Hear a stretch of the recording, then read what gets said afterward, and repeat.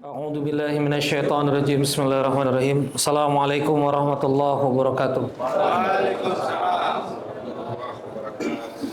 Alhamdulillah rabbil alamin. Allahumma shalli ala sayidina Muhammad wa ala ali sayidina Muhammad.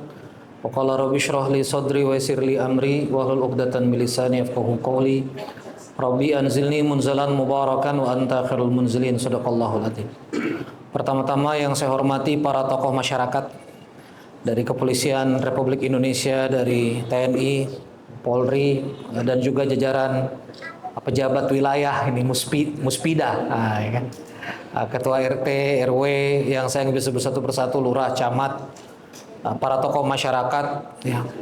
Dan juga tentunya Bang Okta sebagai founder dari Abuya Group, holding dari Almas Fried Chicken, Mas Bram, ya, yang menghandle dan kemudian memimpin operation technical di Almas, kemudian ada Mas Wawan, tak lupa juga yang saya hormati Habib Ali Syaugi dari Jakarta pernah hadir membersamai. Ini ketagihan Bang, dah pokoknya di mana opening katanya selama weekdays beliau mau ikut, karena jadwal majelis beliau tuh Jumat, Sabtu, Ahad.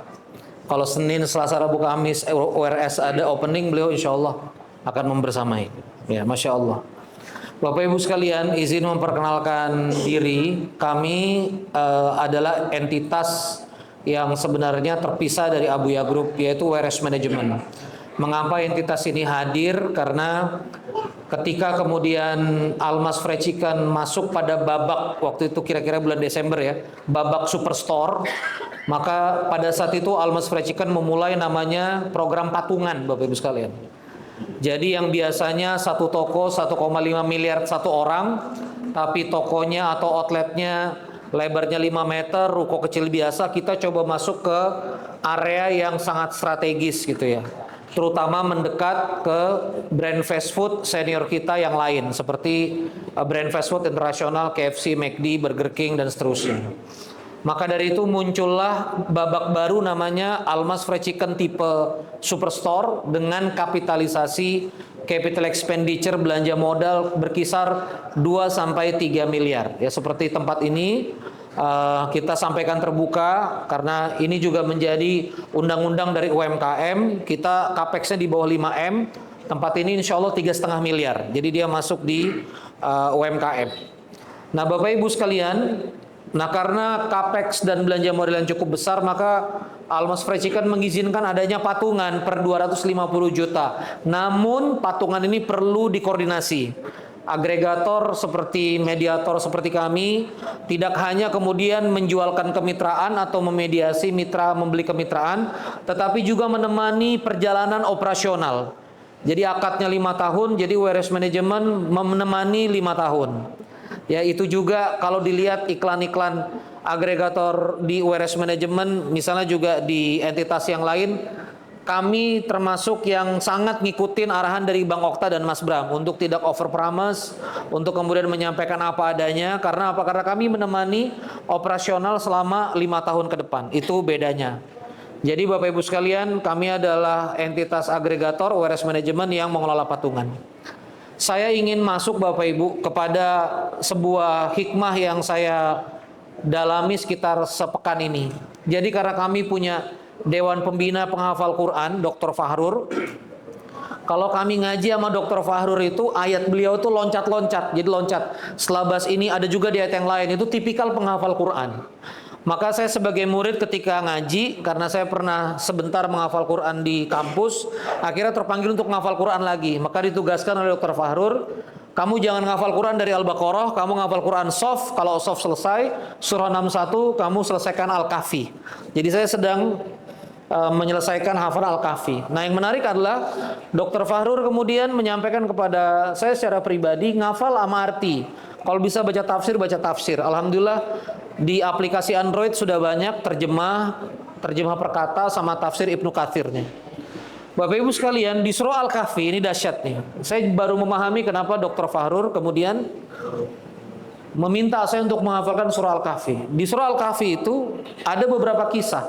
Kisah Al-Kahfi, am hasibtum anna ashabul kahf, itu adalah satu kisah dari 4 kisah besar di dalam Al-Quran. Yaitu kisah anak muda yang kemudian masuk goa di tengah masyarakat yang jahiliyah. Kisah keduanya itu tentang dua pemilik kebun. Ya, jadi kalau misalnya kisah tentang dua pemilik kebun itu mulai dari ayat 32. A'udzubillahi minasyaitonirrajim. Wadrib lahum mathalar rajulaini ja'alna li ahadihima jannatain min a'nabin wa hafafna binaqlin wa ja'alna bainahuma zar'a. Jadi kami hadirkan permisalan dua pemilik kebun, yang mana dua pemilik kebun ini punya kebun anggur, punya kebun kurma, dan diantaranya ada ladang. Nanti dijelaskan fajjarna khilalahuma nahara, memancar air yang sangat deras dari kebun-kebun itu. Inti dari cerita dua pemilik kebun, karena waktu saya nggak bisa panjang Bapak Ibu sekalian. Satu kebun binasa, perhatikan ini. Satu kebun binasa, satu kebunnya lagi berhasil berbuah, dan kemudian makin banyak buahnya. Rupanya ini tentang dua pribadi, yang satu menyombongkan diri, yang satu beriman kepada Allah. Ada satu kalimat yang menarik di ayat 34. Wa kana lahu samarud. Ketika kemudian buahnya sudah banyak, orang yang sombong ini, yang punya kebun sombong ini, dia ngomong begini. Faqala li sahibihi, dia berkata kepada sahabatnya, wa huwa yuhawiruhu, waktu kemudian saling ngobrol-ngobrol, ana aktsaru minka mala wa azzu nafara. Jadi dia mengatakan, ana aktsaru minka malan, aku punya harta lebih banyak daripada kamu. Wa azzu nafara, dan aku tuh lebih punya banyak pengikut.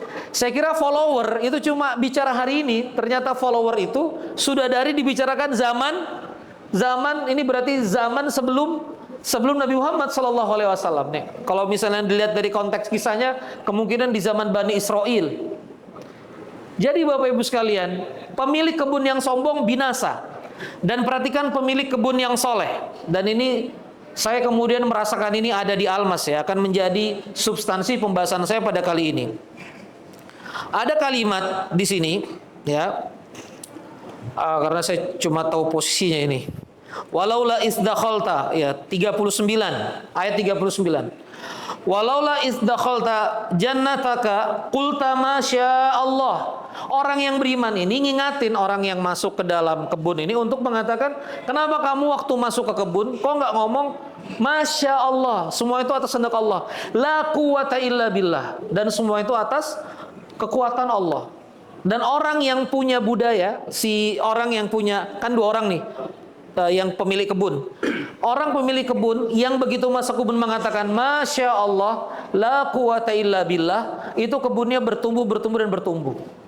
Jadi jamaah sekalian, begini, rupanya ada sebuah pola dalam Al-Quran. Ketika kita merasa bisnis yang tumbuh itu karena diri kita, ketika kita merasa bisnis yang tumbuh karena kehebatan kita, ketika kita merasa bisnis yang dahsyat itu karena memang kompetensi kita, maka akan turun azab. Dan makin kita merasa lemah, masya Allah, la quwata illa billah, disitulah Allah turunkan pertolongan. Saya Bang Okta mau mengakui dosa ini, sama Mas Bram, sama Mas Wawan juga. Kami itu sekarang jalan profit loss statement di 12 outlet sudah bagi hasil. Ada 2 outlet yang paling rendah. Itu saya muhasabah betul ini. 2 titik outlet ini yang paling rendah. Rupanya di 2 titik outlet itu, disitulah sambutan-sambutan saya berbicara tentang kompetensi Abuya. Yang lainnya saya nggak ngomong itu Bang Okta. Tapi di 2 ini, saya percaya diri betul. Padahal Bang Okta nggak begitu. Bang Okta nggak pernah membangga-banggakan operasional kemampuan, nggak pernah. Saya yang bangga-banggakan. Jadi 2 titik terendah itu, sambutan saya itu isinya itu Bapak Ibu. Nah maka di opening kali ini mumpung ada Andri, ada WRS Management, kita nampak perlu taruh tuh Zis. Ya, Al-Kahfi 18 ayat 39. Apa bunyinya? Walaula isdakhalta jannataka. Ya, cobalah kamu ketika kamu masuk ke dalam kebunmu, qulta masya Allah. Katakanlah masya Allah. Jadi Bapak Ibu kalau ngelihat yang baik-baik Bapak Ibu dari outlet-outlet kita, qulta, katakan masya Allah, Almas antrener ramai, masya Allah, Almas ayam gorengnya enak, masya Allah. Karena apa? Kehendak Allah. Dan harus ada sambungannya, la quwata illa billah. Tidak ada kekuatan kecuali kekuatannya Allah. Saya waktu itu makan pagi sama Bang Okta sama Pak Menteri di Makassar nih, di Nexa. Kebetulan Pak Menteri Tenaga Kerja sekarang Profesor Yasirli itu waktu di TB Ustadz saya, dosen yang kemudian juga perhatian sama kami di aktivis dakwah. Jadi waktu saya duduk sama Aziz di lobi, ini Aziz saksi, Prof Yasirli kemudian, wah Randy akhirnya ngajak kami makan sarapan, saya ajak Bang Okta. Apa kata Prof Yasirli? Ini restoran rentan banget. Kalau misalnya mau difitnah, kalau misalnya mau selamat datang Bang Unim, makasih Bang Unim. Kalau misalnya mau difitnah, kalau misalnya mau dikerjain gampang banget Bapak Ibu sekalian. Restoran ini rentan. Abuya Group operation sekarang, Masya Allah Bang. Abuya Group operation sekarang menggawangi kira-kira 3.000 karyawan. Titik ini saja MPP nampaknya 25. Mas Wan, bener ya Mas Wan, MPP kita 25 orang ya? 25 sampai 30. 30 orang Pak, bayangin. Tepuk tangan buat Almas dong, buka lapangan pekerjaan. Bapak 30 orang. Abuya Group nih 30 orang. Itu satu titik Pak. Sekarang udah 135. 30 kali 100 aja rata udah 3.000. Belum head office, belum central kitchen. Maka Masya Allah la quwata illa billah. Mas Anto sekarang ngurusin 150 mitra, 19 titik grup shareholders. Ini titik ke-20 kita. Masya Allah toh. La quwata illa billah. Ya, saya ingatin Mas Anto. Jadi bukan karena kompetensi bicara kita, kompetensi public speaking Andri yang punya pengalaman event, Masya Allah, la quwata illa billah. Aziz yang udah belanja modal hampir 70 miliar, 80 miliar, Masya Allah, la haula wa la quwata illa billah. WRS Management yang hari ini antriannya 400 hampir, komunitas mitra Almas 1 dan Almas 2, 400 antrian, standby dana 100 miliar, Masya Allah, la quwata illa billah. Abuya nggak ada hebat-hebatnya, tadi sudah diakui oleh Bang Okta, 9 brand ya Bang ya, 7 husnul khotimah ya Bang ya, Masya Allah, mengakui beliau. Jadi saya akhirnya ngerti kenapa guru Fahru Rozi ngajarin saya hafalin Al-Kahfi. Walaula isdakhalta jannataka. Jadi cobalah kamu ketika kamu masuk ke dalam kebun itu, qulta Masya Allah. Kamu katakan semua atas kehendak Allah, la quwata illa billah. Dan tidak ada kekuatan atas izin Allah. Maka dari itu, itulah bedanya Qorun Bapak Ibu. Ketika Qorun mendapatkan harta yang luar biasa, Al-Quran merekam kalimat Qorun, innama ana utituhu ala ilmin indi. Semua ini datang karena ilmu dariku. Semua ini datang karena kehebatanku. Semua ini datang karena strategi branding marketingku. Semua ini datang karena kompetensi keahlianku. Apa ujung dari Qorun? Dia terbenam di dalam tanah. Lalu ketika Nabi Sulaiman berhasil mengangkat dan mentransportasikan singgasana Bilqis dalam sekedip mata, apa yang kemudian dikatakan oleh Nabi Sulaiman? Hadza min fadli Rabbi. Ini adalah karunia dari Rabbku, mengujiku apakah aku bersyukur, apakah aku kufur. Pembukaan grand opening 135. Masya Allah, la quwata illa billah. Saya minta Mas Agung Ismoyo koordinasi dengan orang desain, semua poster grand opening kita ke depan harus ada 1839. Masya Allah, la quwata illa billah. Masuk kebun Pak, Masya Allah, la quwata illa billah. Inilah kebun Al-Jannah. Ya, inilah kebun. Kebun itu bisnis pasif, income yang menghasilkan. Inilah kebunnya kita. Inilah tafsir dari yang diajarkan Dr. Fahrur. Fakultu astaghfiru innahum kana ghaffara, inna rabbakum kana ghaffara, yursil sama alaikum midrara wa yumbitkum bi amwal wa banin. Kalau banyak istighfar ditambah harta, ditambah anak, wa yaj'alakum jannatin, maka Allah akan kasih kebun. Apa kebun? Bisnis. Wa yaj'alakum anhara, apa itu aliran sungai? Modal. Ya. Alhamdulillah guru saya sudah datang. Deg-degan ini Bas Al-Kahfi guru datang ini, takut tafsirnya salah. Demikian Bapak Ibu sekalian yang dirahmati Allah Subhanahu wa taala. Wa izdakhalta jannataka qulta masya Allah la quwata illa billah. Maka mari kita bangun dan mari kita grand opening dengan kerendahan hati yang sangat-sangat sadar semua atas kekuatan dari Allah. Wassalamualaikum warahmatullahi wabarakatuh.